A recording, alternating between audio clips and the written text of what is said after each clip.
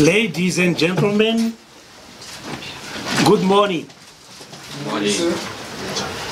I have invited you to Defence House for a press conference on the role of the Zimbabwe Defence Forces in the forthcoming harmonized elections, all in an effort to inform your future reporting. Let me begin by giving you a short brief on our role in the elections before I raise a few issues on responsible media coverage before I take your questions. To begin with, members of the public should be made aware that the Zimbabwe Defence Forces has no direct role in the upcoming harmonized elections. Our role in the elections is mainly to support the Zimbabwe Republic Police in their role of maintenance of law and order in the country before, during, and after the harmonized elections. We also remain ready to assist the Zimbabwe Electoral Commission with the transport where necessary. Beyond that, the ZDF remains ready to defend our country's territorial integrity and interests. Having said that, I want to raise concern over some individuals who mischievously and deliberately portray the execution of our mandate as participating in political campaigns. Falsehoods that have been reported include allegations of the ZDF deployments in rural areas to intimidate villagers so that they support a certain political party to enhance that party's chances of winning in the 2018 harmonized elections.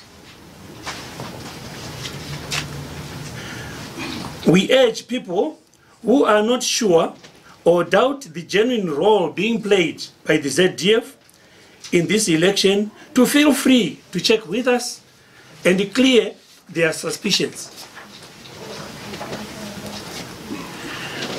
If some serving members are participating in the ongoing political campaigns, they will be doing so illegally and not as a result of an instruction from their commanders.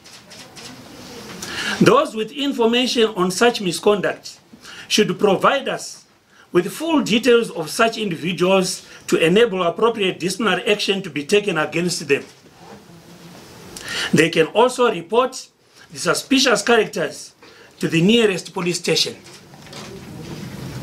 You may want to know that the deployments we have include troops on various command projects, border control operations in support of the Zimbabwe Republic Police, and in some national parks in support of the parks rangers.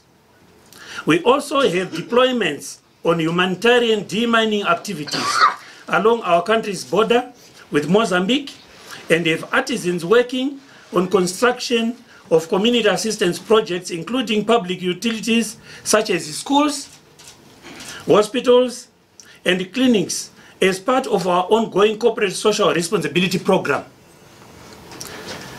ZDF members at political rallies attended by VIPs or VVIPs should not be misconstrued to be participating in political activities, as these are some of our official duties. We also have other pressing prior commitments for our members, which are keeping them away from their barracks or homes where they are registered to vote next month. Arrangements have been made for the members to vote through the postal ballot to avoid violating their voting rights on account of exigencies of military commitments. Members who will be afforded the postal ballot include troops on training commitments at the All Arms Battle School in Nyanga, regular officer cadets training at the Zimbabwe Military Academy in Gweru, members proceeding to the Russian military games, and some who are deployed on border control operations.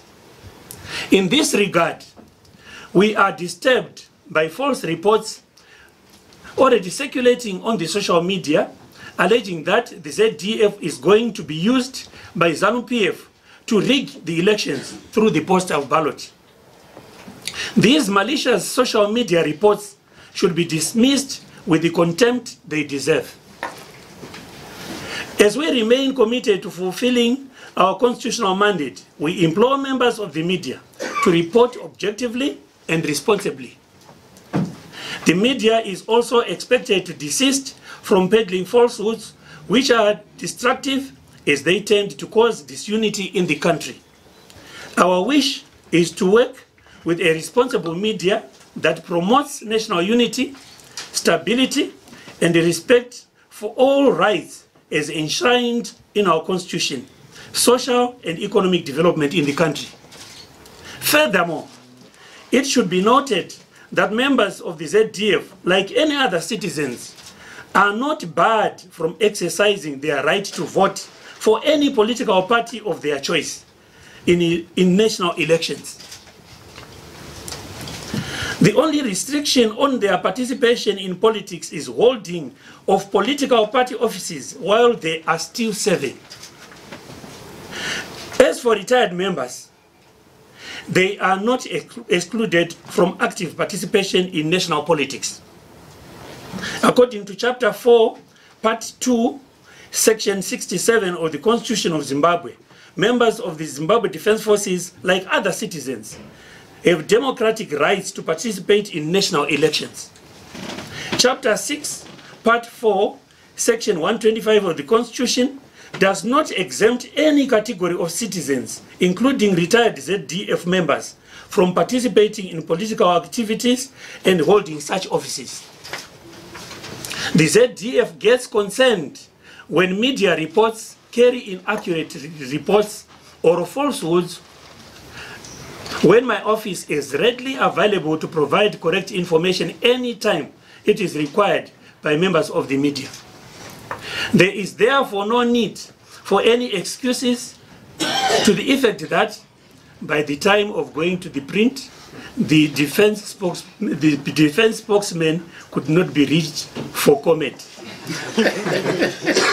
I'm always there for you, ladies and gentlemen. I also want to give a few examples of some bad, if not mischievous, reporting by some of you. On 10 June 2018, the Standard newspaper reported that 5,000 soldiers were deployed, especially in rural areas, to campaign for ZANU-PF. The alleged deployments never happened.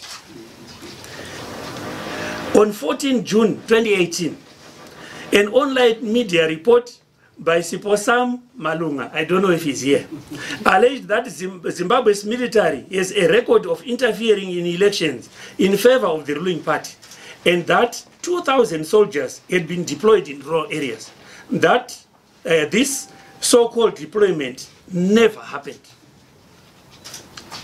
Another online media report by Snodia Maupeni insinuated that military men participated in ZANU-PF primary elections on 3 April 2018.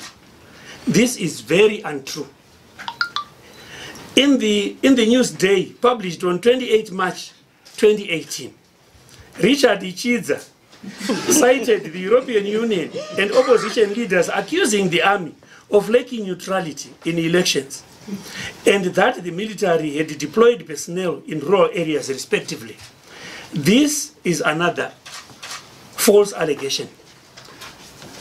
Then finally, on 30 April 2018, Blessing Mashai wrote an article in the Daily News entitled, "It's People's Vote, Not Army, Muchangwa," debating the role of the military in the upcoming elections. These allegations are also untrue. In conclusion, ladies and gentlemen, let us commit ourselves to reporting responsibly. Check with us on reports that involve the ZDF if you are not sure of the accuracy of the information available to you. Let us also promote peace before, during, and after the upcoming harmonized elections.